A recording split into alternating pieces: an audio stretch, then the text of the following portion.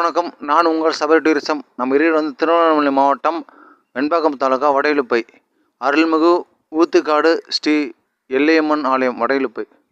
அப்புறம் ஏச்சாக இருப்பாருங்க.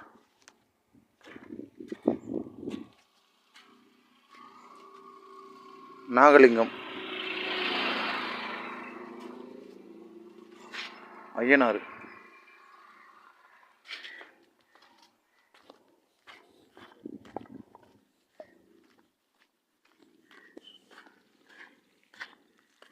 நவகிரகங்கள்